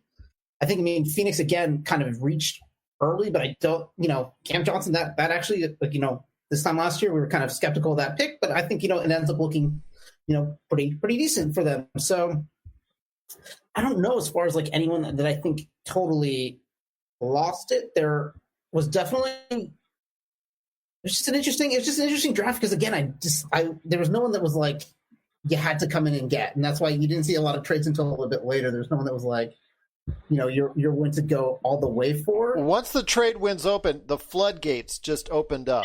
Yeah, it was just all over the place. It's like bunched into those spots. I mean, like the Utah Osborne pick, like that's a little bit of a stretch. And again, you have another big guy, again, shooting free throws in the league. I mean, that gets you out of the game, at the end of a lot of games right now. So, yeah, it's I think he'll play a Boban role. I think that's the role you see him play. Yeah. But he shot 75% from the floor for his career, so it's hard to not go after a guy that shoots that.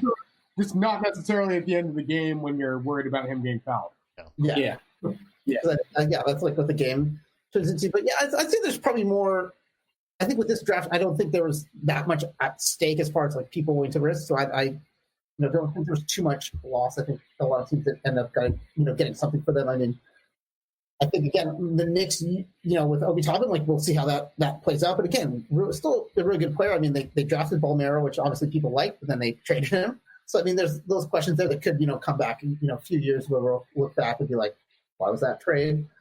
Why was that trade made? And I mean, you can say the same thing for Pokusevski as well, drafted, traded, and then maybe, that makes that team look a little worse in a couple of years. Mikey, what are your thoughts? I want to hear your thoughts on who won and who you think maybe. I'm sorry? We're going with winners? Yeah, winners and teams that you think maybe didn't also not do so great. Cover both? All right. Yeah. I've got 4 teams that I want to address as guys that I felt won. Rafael, I think, nailed on the head with Dallas. I think they did a great job. Charlotte. First off, you get LaMelo, who is the most talented player in the class. Love Riller at 56. I'm not out on Carey at 32. I thought they maybe could have gone with like Xavier Tillman, but Carey to me is still somebody who's just so talented offensively, and I think they probably just need a push there. And you're getting like a backup big at 32, like that's not the end of the world, especially when he has that kind of upside as an offensive player. And I'm still not out on him as like being able to stretch the floor either. Has always been like really good with shooting and footwork there. Then San Antonio, as Stone said, I love the Vassell pick at 11. I thought that was just a good value pick. And then they got the good value with Trey Jones in the second round. And Memphis. I think Memphis crushed this draft. They took probably the 2 best seniors in the draft. And guys who I think can immediately come in and give them some good minutes. And then hearing that they signed Killian Tilly, like, that's just absurd. Like, shout out to Jackson Hoy. Shout out to Sonny Aluwalia. Shout out to Ricky Strika. Shout out to a lot of people in Memphis right now. There you go. Those some great thoughts indeed. Stone, you've had some great insights so far on this show, and as all of these guys, so I want to hear your thoughts on the winners and maybe a head scratcher every now and then. Yeah, I actually would love to do another podcast with you because I have a lot of thoughts on this draft, but we don't have all the time in the world. Well, But we'll schedule something. We'll go ahead and do that. sounds Then. good. Sounds good. I think not just because I'm a Laker fan, but I know you'll enjoy me saying this as well. I think the Celtics lost big time in this draft. Oh. I think taking Aaron Nesmith at 14 was not good value at all. I know many have him that high in terms of their big boards and mock drafts, but I think a specialty shooter is just not something they really need. And not really sure I understand the fit there in terms of like what they were thinking. I think I already touched on Peyton Pritchard. I think that's and Azubuike, both those guys that late or that early, I should say, but late in the first round. I really don't understand taking him that high. I know both those guys were risers heading into the draft, and both were expected to go, early second, maybe late first. But I think that's again, there's so many other guys that would rather have that in that range, and taking those guys there is just really questionable to me. And then the fact that they had the 30th pick and could have taken Desmond Bane, possibly the steal of the draft, and then they traded it away, is again like another just really weird decision to me. It's like the one pick that would have been great for them, and they ended up trading it. Danny Ainge strikes again. I did like Yam Madar, though. In terms of people that won, I think Mike already mentioned the Grizzlies, right? And Rafael with the Mavericks. Those two teams, I think, just slayed it the entire draft. I think the Thunder actually did pretty well. I'm not entirely sure that the Ricky Rubio trade, in terms of value, was the best route for them to go, but I think Pokashevsky and Maladon and at where they got them is pretty solid value. I think that the Pistons, I really love the Killian Hayes pick there. I actually didn't have a lot of faith in the Pistons that they would make that pick, but that is a pick that I really, really wanted to see heading into this draft, and I'm very excited that they did. And then lastly, someone that I don't think a lot of people are talking about is Cole Anthony to the Magic. That's a pick that probably my favorite pick of the draft, if I'm being honest. I just love the fit there. I think Anthony is a better shooter, obviously, than he showed at UNC this year. The athleticism just fits right in with everything that they're doing there with Aaron Gordon, Jonathan Isaac, who hopefully will come back near the end of this season, maybe not. And I just love that fit. They need a lead guard handler or a lead ball handler that's a guard, someone to go alongside Fultz, and I think those two are pretty interchangeable, and they can play together. So I'm really happy with what they did there at 15. There you go, right there. That's some great insight. I know that's something that I was talking about earlier and saying that Cole Anthony, if the Fultz experiment doesn't work to fruition, then you can slot Cole Anthony in there as the starting point guard. Passer, maybe he needs to work on that issue, the playmaking, but like you said, someone who can find the basket and score. I think that's a good situation right there for a team that sorely needs something on offense. So I agree with you there on that end. We'll be back with more of the Lakers Fast Break podcast.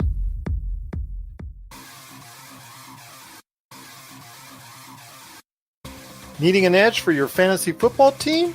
Listen to the guys at Inside Sports Fantasy Football for insight that will help you reach your league championship. That's Inside Sports Fantasy Football. Check it out today on your favorite podcast outlet. Rafael, we talked about your winners, but there has to be at least one team or maybe two or three that made moves that had your head scratching. So I want to hear your thoughts on that. I thought Boston lost. They had 3 first-round picks, and I felt like, for example, Dallas had a better draft, and they entered the draft with only 1 first-round pick.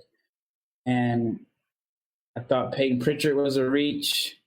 I thought, I just wasn't a fan of their draft. And then I thought maybe I thought when Atlanta selected Okongwu, I thought there was some type of deal that was going to come up with Okongwu going to Boston, and then Atlanta getting like their 14th pick, or thought maybe even Gordon Hayward would be in the deal.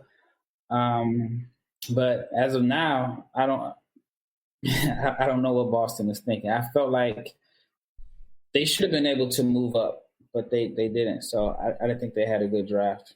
Well, it's so funny because you shouldn't be talking too much out there about restricted free agents because look what happened in Milwaukee. We all thought Bogdanovich was going there. That may not be the case, right? So it looks like text. I'm hoping I can hear from him, but I think he's in Belgrade, so it's probably like super early in the morning now. But hopefully I hear from him to see what's going on. Boy, yeah, man. Huh? That's your boy. Yeah, he was in Fenerbahce when I was out there. But I thought it was weird anyway from the first place. Like, it's either tampering or something. Like, free agency doesn't start, so how would the Bucks even know? So I was kidding. That's a weird situation. Well, I was kidding earlier that the agent probably was sitting somewhere eating lunch somewhere and hears this news and be like, "Oh, did somebody ask me? Did somebody ask my client? Huh? What's up with that?" You know, because it's just like you said. Is it tampering or is it something where they really reached out to him? Because you said he's in Belgrade right now. Is that correct? Yeah. So it's, either Belgrade or Istanbul. I know he's overseas. So yeah, I mean, it's not exactly the easiest person to get a hold of, but maybe it's just like under the assumption, I don't know. Maybe they did contact. I don't know how that worked out, but it's actually kind of blown apart a little bit, and we'll see if it gets repaired here in the coming days because free agency is coming around the corner. But you can't negotiate. I mean, that's literally like, the Knicks saying we've made a leak in that they've made a max offer sheet to Brandon Ingram. Like, you can't literally you can't do that. So somebody's probably going to get fired for leaking the information or dropping the ball. It's weird. That'd be so funny if the Lakers are reunited once again with Randall and Ingram in New York. That would be just so funny, just to have them then right back there where it all started. In anyways, this Laker lineage is just going all first in Washington, then New Orleans, and now it's maybe possibly even New York. Oh my gosh, just Lakers all over the place. Stone, what are we gonna do, man? What are we gonna do? We like a player and he goes right after. So if it brings us championships, I'm not mad. There you go. Same here. I mean, I'm not gonna cry at all for the early start to the season because you know what? I'll take that 17th banner indeed. But all these teams they laid themselves out on the line tonight. It's been a crazy night. A lot of different choices, a lot of things that went on that had us going, wow, had us going, woo, and had us going, eow. But I'll tell you what, it's been a great time indeed. And from an emotional standpoint for me, these guys right here that I've basically reached out to, and these were the first guys right here that said, you know what, we will come on your show and talk the NBA draft. As Rafael likes to kid me, it actually took 2 years before that happened, but because he never saw the message in the first place, because I sent one 2 years ago, and then 2 years later, I just said, throw one out again, and look what happened. But you guys have been stuck with me ever since, but on an emotional, really, truly cannot say thank you enough to each and every one of you for going ahead and being part of the Lakers Fast Break and doing all the things that you do as far as covering the NBA draft and being, showing everyone out there the insight that you do. But before we head on out, it is major plug time. So we want to go ahead and get the shameless plugs in there for you. I'll start off with the Visenbergs. Go ahead, Jason or Mikey, go ahead and tell people where you're at, how to get a hold of you, and what show and what channel would I want to go ahead and watch on the NBA draft? I'm at Jay Visenberg. He is at NBA Draft Mikey V. You like us both? We're at Viseland. You can catch us on YouTube and anywhere podcasts can be found. If you can listen to it, we will be there. Oh, that's Hopefully. awesome. No, and I'll make sure we get there. Well, will you be fighting like brothers? Always. I don't think it's possible not to. Okay.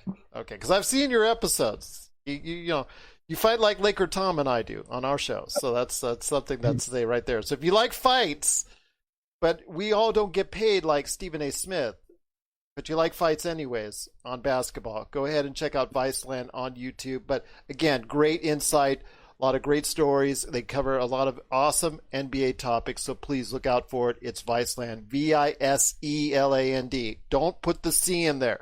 It will take you on a different road. What were you saying, Jason?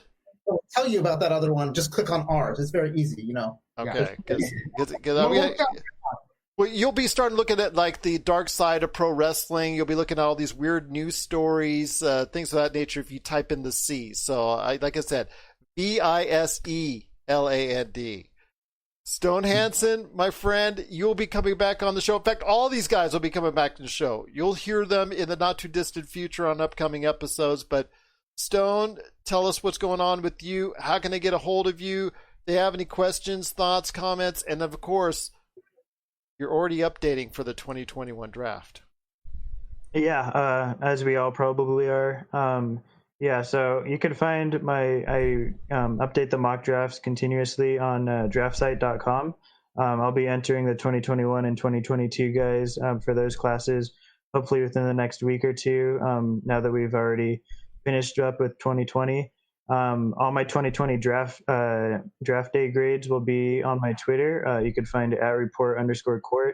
I'll post all my grades for how I think every team did. Hopefully I'll be back to talk with you about it as well. So yeah, any of my work, you can just find it at report_court on Twitter. Well, there you go. And certainly last but not least, that sound you heard in the middle part of the United States was a big sigh of relief that the 2020 NBA draft is now over, because all the time that this man has put into his work, he needs to take a break. But will he get one? That's up to him. He'll just go back on a bike ride once again. So it is my good friend, Mr. Rafael Barlowe. And before we head on out, tell everybody what you're up to. Dash Radio, Run the Floor, is that coming back? And also everything that you're doing with NBA Draft Junkies. Yeah, NBA Draft Junkies. I got maybe one or two more videos I'll probably do for this draft class to wrap it up, and I'll be done. I think that puts me at over 150 videos for this class. I'm tired. I don't know why I decided to make a stupid second round mock draft. I saw it, though, and I saw it at the end. You're like, oh, thank God it's done. It took me 8 hours to make that video. Because I decided to try to upgrade, and I made a graphic for every player, every team. Then, just kind of trying to memorize editing. I'll never do that again. At least I won't take the draft to the last minute. But I hadn't seen a full second round mock. And I want to do a draft grade, recap. Part of me wants to do it tonight. But then part of me is like, get some sleep. I'll take a few days off, but I want to do 2021. I'm just ready to look at some new guys. I haven't even watched any 2021s yet. So I'm really looking forward to just seeing some fresh new players. And I feel like I just overanalyzed this draft. My mock draft 2.0 was a lot more accurate than the 3.0. And I think other people's are probably the same. You just had too much time to overevaluate guys. But yeah, I'll try to keep up the pace. Keep putting out content. It's going to be a struggle. As far as I was thinking about with my radio show on Dash, 55 minutes every week on the draft all year long. That may be a little tough, but I'm up for the challenge. But yeah, you can find me at NBA Draft Junkies, Barlowe 500 on Twitter, or Barlowe on Instagram. Let's go ahead and start talking Cade Cunningham. There you go. Yeah. All right, we'll go from there. First pick of the Oklahoma City Thunder next year. That's the hope. Yeah. That's the hope. Yes, that's they're going to make sure Oklahoma City. I think it makes sense. I'm interested to see how this NBA G League thing. You and I have talked about it. I know I've talked about it with Mikey. I know, Stone, you and I think have also touched on it, how this is going to work out as far as the developmental league is concerned and the team is concerned.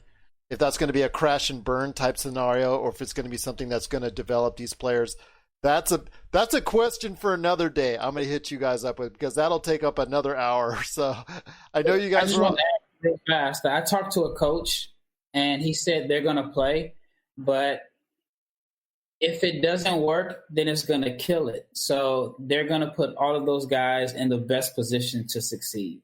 They're going to make sure nobody's stock is hurt. So they're going to play like nobody.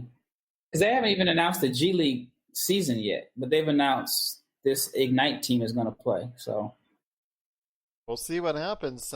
Finding any of the team, maybe high school teams will go ahead and match up with them. There you go. I mean, they may play us. We got 5 of us now, so Absolutely. nobody stops me if they play against the Lakers fast break crew. And you guys will stick me with the 7-footer. I know you guys will stick me with the 7-footer. Gerald, that guy's yours. There You look like you might be a switchy defender. You look like you might be able to switch 3 through 5. Hey, on the D end, I'm all that good. And if you need someone to pass, I will throw it to you from 50 feet away, right on the money. Just don't ask me to shoot. That's a different story. Gerald Okoro. There you go, Gerald. Well, Gerald Okoro, who could pass. Maybe not quite LaMelo, but not quite. But we'll see. If you guys are gunners, I will find you. And I won't get mad when you miss. How about that? Sounds good. But guys, I tell you what, it's just been an incredible time. 1 hour, 45 minutes of great NBA draft talk. We could be talking till the early morning hours, but you know what? For Rafael, it's already the early morning hours. So we're going to go ahead and get these guys some rest. Mikey, you've been great all day listening to my lousy voice all the time. Just thank you so much. Jason. All good. Just wanted to do a quick shout out, Perspective Insight. And then I just wanted to thank everybody that is involved with Draft Twitter and the draft in general. It's been so great, Gerald, you having us on the show and doing the mock drafts with guys like my brother and co-host, Jason Visenberg, who I love dearly, Rafael Barlowe, who I think just puts out some amazing content, and Stone Hansen, who I love his takes, and it's been wonderful getting to know him as well. Thank you. Well, you guys have been incredible, and you all deserve a big pat on the back for all the work that you've done. But 2020 is now over in a way. There's still more to go ahead and discuss, I'm sure, as the aftermath, as the dust starts to settle. Free agency is coming up in a couple days, and that's even more fun. That's coming up. And the season right around the corner. Training camps on the 1st, season on the 22nd. You know what? We always wanted a period of time when the NBA doesn't stop. And you know what? Due to the wacky world of 2020, that time is right now. So we're going to enjoy it, and we're going to do the best we can to get through it. But you know what? It's been an awesome time and an awesome experience. I will get all these guys back right here on the channel. So you go ahead and check us out each and every time. Support all these great guys and what they do, please. Viseland, Perspective Insight, NBA Draft Junkies. Check Rafael out on Dash Radio. Also as well, draftsite.com. Please go ahead and support their great work today. And I cannot thank enough these guys so much for being on the show. Thank you so much for watching, and thank you so much for listening to us right here at the Lakers Fast Break Podcast.